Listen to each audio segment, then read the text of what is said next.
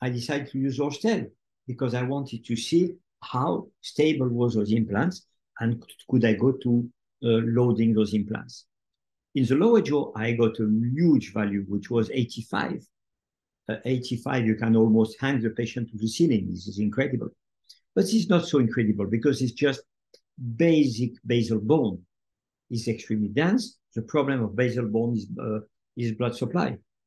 But I was extremely cautious when I placed the implants and everything went well. So in the lower jaw, I am on the safe side. 85, this is more than we need. But what about the upper jaw?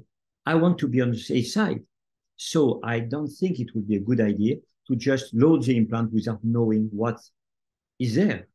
So that's why when you do a bone graft with biomaterial or whatever, and you have a difficult case, and of course, when you have bone graft, this is a difficult case, it's extremely interesting, valuable to get these values of initial stability of those implants.